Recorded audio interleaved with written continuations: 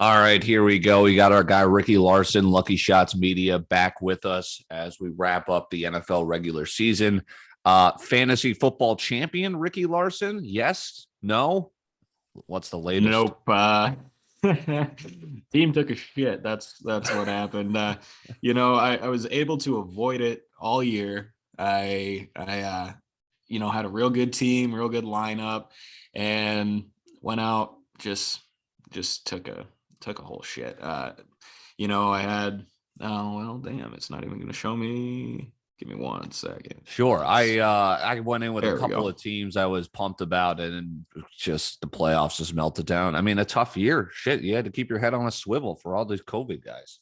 Yeah, I mean, I got burned with Noah Fant going off for 30 against me. Your boy. Yeah. This league, it was nice because the way my team was set up, it played to my strengths, but double the points almost of receiving yards. Okay. So instead of a tenth of a point, it was 2/10 of a point. So Sure. it helped me out, but I had Stephon Diggs and Keenan Allen both get under 20. Yeah. Which didn't help when he had Brandon Cooks, doing Brandon Cooks things. And I had for 2 weeks, I had Amon-Ra St. Brown sitting on my bench. Oh, Damn yeah. near went off for 50 on my bench. Would have really helped, but team took a shit. It's I think the 4th year I've been in the fantasy championship and not won. Oh, wow. You're like the Bills with Jim Kelly. Yeah, consolation prizes. I still made $100 off of it, but I didn't give a shit about the money. I'm playing for pride, man, and I wanted a fantasy championship. Still haven't gotten one. We'll have to wait for next year. Yeah, next year. That's what we're going to kind of do here. It's our fantasy award show. We're going to kind of run through positions, we'll get your biggest surprise, biggest disappointment, and then someone you're going to kind of target for drafts next year. So let's start with quarterback. Who was your biggest surprise of the year at the position? Surprise for quarterbacks. Honestly, it shouldn't be like so much of a surprise, but we didn't get to see all of him last year. Joe Burrow, man. I mean, yeah, he went out, at least in the fantasy playoffs. If you had him, shit, you were happy because went off for 2 huge games. The guy who actually won my league because of Joe Burrow. Really? Had some odd 60 points 2 straight weeks. So, I mean, it was kind of shaky to start, but if you stuck with him, he took you to the promised land. So certainly. In terms of biggest disappointment, I'll get us started here. I'm going to go with Russell Wilson. Injuries certainly played a factor there, but it's just, even when he was back, he still wasn't there. He had the pin in his middle finger. It looks like Seattle is going to possibly have a breakup, whether it's Pete Carroll, whether it's Russell Wilson, and that could be interesting to see where he lands. But I was definitely disappointed. I think I had him in a couple leagues, and it was just didn't get much done there at the position. I mean, if you think about it, for me at least, he's a guy that is on my do not draft board. Because even if you do draft him, you'll get maybe 3-4 games at the beginning of the season where you're like, hell yes, I made the right pick. And then the rest of the year, you're like, okay, what can I pick up on the waiver wire? Because this is not working. Yeah. So he's a guy that I normally stay away from. I kind of saw it coming, but it's just because that's what's happened like the past 2 years. You get excited about Wilson in the beginning of the year, and then he doesn't do anything for you. Do you have a pick for kind of biggest disappointment there for your own? Biggest disappointment, honestly, it's a guy that I drafted and ended up trading away from, but Kyler Murray, he had a pretty solid year. You can't really be mad at it, but you expected more. Sure. More of a top 3 type of performance from him because of his running ability, is, having D-Hop, AJ Green, you expected to come make some sort of play. He got Zach Ertz towards the end of the year. Yeah. I mean, you just expected more to come out of him, and it was fairly mediocre all year. Didn't hook up with D-Hop as much as you would have thought. That was what I drafted, was Murray and D-Hop. I was like, yes, this is going to be good. And then it was just decent for too long. When I expected it to be boom every week. Certainly. Lamar Jackson, I think, is another guy dealing with injuries, but he was middle of the pack. That's a guy you expect to do a lot of damage with rushing. Josh Allen actually finished going away, well, through 17 weeks as the top guy, but who, because of that rushing ability too. Look what he just did to the Falcons, even though he was freaking, throwing picks left and right. Who's a guy you're going to target next year? Who's going? I feel like Mahomes is always the first guy off the board. You don't necessarily want to be the guy that drafts a quarterback too early, but who's a guy that I think is going to, or that you think is going to kind of rise up some charts, maybe be one of the first guys off the board? Oh, we talked about him, Joe Burrow. I think, he needs to be in that, maybe not top 5, but definitely in the top 10 for your quarterback considerations. I'm always going to target Justin Herbert. Herbie's my guy. He's been my guy for 2 years now. That's who I'm going to target. Honestly, if he cuts down on those interceptions, holy shit, this kid is going to be a fantasy fucking gem. If he doesn't, because you look at some of the games, he has 3-4 touchdowns. He also has 2 interceptions. Yeah. And, that takes away from more yardage, shit like that, and more possible touchdowns. So if he cuts back on interceptions, not only is he going to absolutely kill it on the field for the Chargers, he's going to start massacring people in fantasy. Yeah, yardage, touchdowns. He airs it out. Currently second right now in fantasy football points. Let's go to the running back position. I'll start out with biggest surprise of the year. I did not see this coming anywhere. James Conner. My goodness, superstar, your boy throughout the most of the year. Yeah, I was really happy with James Conner. Wish, because I pulled the trigger on Chase Edmonds in drafts because, you figured, okay, yeah, James Conner's there, but look what he kind of did the past few years. Conner's a guy I wish I would have pulled the trigger on late because, he was there late. You could have picked him up super late in your draft. And if you're in a keeper league, holy shit, keep James Conner and you don't really have to invest anything in it because you probably got him around 7 or 8. Right. So that's a pretty decent thing. Honestly, my kind of biggest surprise, honestly, because he came out of absolutely nowhere, Elijah Mitchell. Yeah. I mean, how about picking that guy up off the waiver wire because of all the shit going on with the backfield in San Francisco, and he goes out and starts winning in weeks. Made the top 5, I think, maybe a couple times this season. So pretty big surprise there, and obviously Cordero Patterson. Yeah, I was my guy from the waiver wire every single week. And honestly, fuck the Falcons. They stopped utilizing him in the way that they did to begin the year. I think the NFL kind of figured it out too. They're like, hey, who the hell are they they're handing it off. They're throwing it to him. I mean, they're thinking about playing him at safety. I mean, people just kind of caught on. But, it was a fun year for just kind of out of the blue running backs, to be honest, because you had guys like Matt Breida go off for a top 5 week. Brandon Bolden was in the top 5 at one point. So, I mean, it was a good year to have a running back that got hurt because there were a lot of other options. Yeah, it was a bad year to pick McCaffrey number 1. He's my biggest disappointment. I did it, I think, in 2 leagues. I don't want the number 1 pick anymore. I should have picked him Davonte Adams. Like it was just foolish. But so many people do pick these running backs. Who is going to be the top guy off the board next year? Is it just a lock that is JT? And that scares me a little because there's always the potential with injuries, especially at this position. I actually had this conversation yesterday with somebody. Jonathan Taylor obviously is probably going to be that top guy. Yeah. But what happens if Derrick Henry comes back and throughout the playoffs, he just goes absolutely fucking crazy, as you can expect Derrick Henry to do?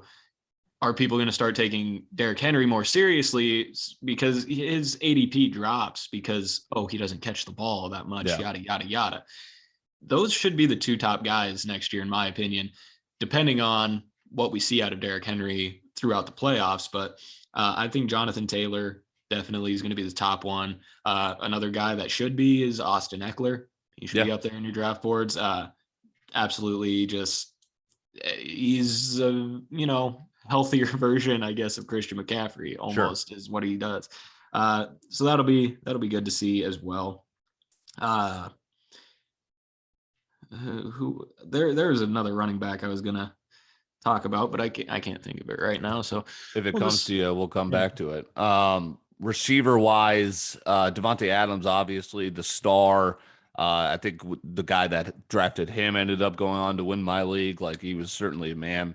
Deebo Samuel, like, I knew this guy was an animal, but holy shit, are we going to get a little running back designation like our friend Cordero Patterson? We should, because he tore it up in multiple ways for San Fran. Right. I mean, that'd be an overpowered move. Right, Honestly, yeah.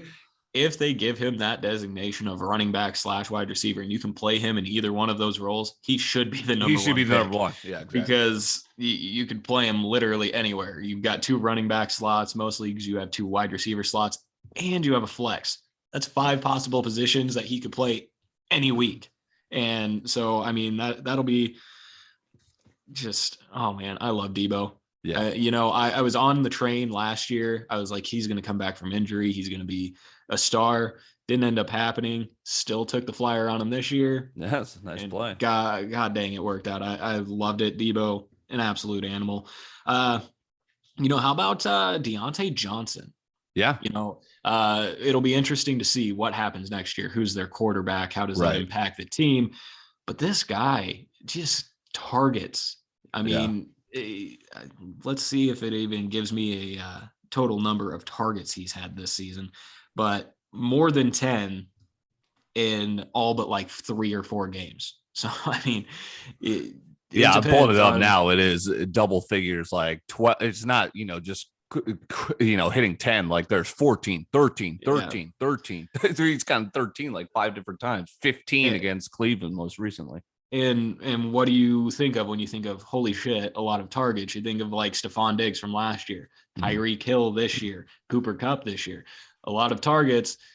Just get a better quarterback, and Deontay Johnson could be up in, top 10s for wide receivers next year. What if it's Matt Ryan? Does that get you excited? No. Come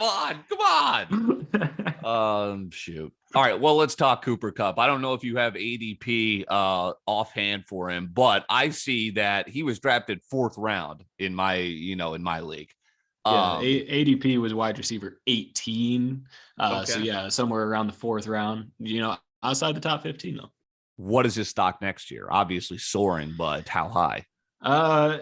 You would expect 1st rounder at some point. I normally am a guy who just every year draws middle of the pack for the draft. And, say he doesn't go in those first 5 or 6 picks. That's who I'm going to pick up. I mean, yeah, you almost have to. You got to, be wary of what Robert Woods is going to do. But look at what happened when Woods was still in at the first half of the year. Cooper Kupp was just as dominant. He's been like wire to wire great. Yeah. So, I mean, he's a guy too, depending on how you want to build your team. Would you take him first? I mean, if you are a team that is like, fuck it, I'll get running backs, 5th, 6th, 7th round, Cooper Kupp could be that top pick. I honestly, I might just, and this could be foolish, but I feel like receiver was the way to go this year. You should build around there and then to fill out. I mean, and again, who knows what the season's going to look like next year if we're still dealing with COVID and whatnot, but running back just got decimated. Tight end, certainly a crapshoot this year, but I think you do have your crop of the top guys. There's always one guy who's in your fantasy draft that, pulls the trigger on a tight end super early. Was Travis Kelce? I think he was worth it. He's been solid, but those guys are Travis Kelce, George Kittle, Mark Andrews has got to be thrown in there. And how about my guy, Kyle Pitts? Any love there? Yeah. I mean, Pitts was a top 5 tight end this year. Yeah. Look at his touchdowns. One singular touchdown and still in the top 5. So, I mean, imagine he starts getting touchdown targets, gets, 5 to 8 touchdowns in a year. You're talking about a top 3 tight end right there. Mark Andrews actually finished as the top tight end this year. So yes, he did. Going away too. It's just crazy. But you also had guys like Dalton Schultz. What a hell of a year from him. I had him and I had Dallas Goedert. Those 2 guys. Yeah.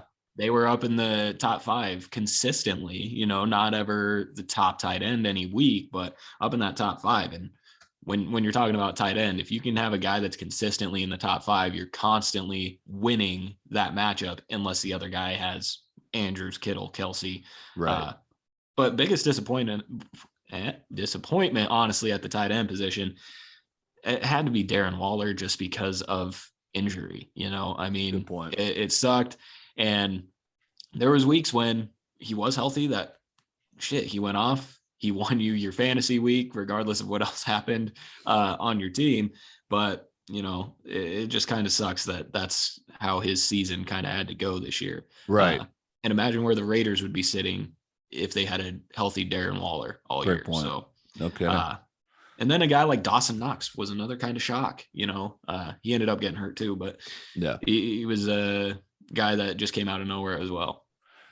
I'm highlighting 3 guys that disappointed me because Austin Hooper, I don't understand it. He was a offensive weapon with the Falcons en route to their Super Bowl. And as soon as he goes to Cleveland, he's an afterthought.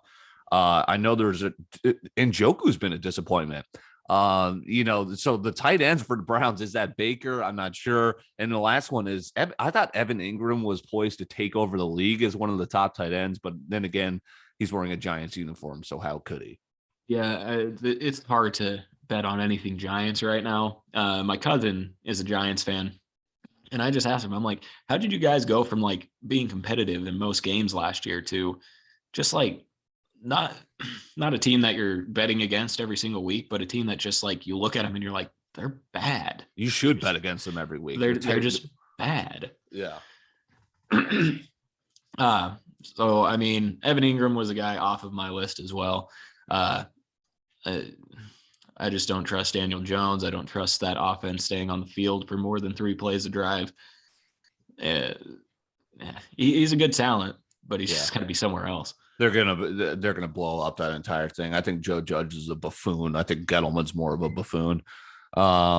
That'll wrap up kind of our award show here for fantasy. Hopefully we'll talk some things throughout the course of the NFL playoffs as well with our guy, Ricky Larson of Lucky Shots Media. Ricky, any parting thoughts? Did you find that running back's name? Otherwise, we'll get you guys out of here. I did not, but, speaking of fantasy awards, I skipped my fantasy show this week to kind of make a big old show for next week. So don't hesitate to tune in there. We'll have awards for just about anything you can think of. And I'm gonna try to make a big old show out of it. So yeah, you've done great work all season long. So I'm looking forward to checking that out. You can catch Ricky Larson. We'll tag him on social media. You've got him on YouTube as well, Facebook. We'll make it real easy for you to find the big award show. Appreciate your time as always, Ricky, and we'll talk to you next week. Thank you.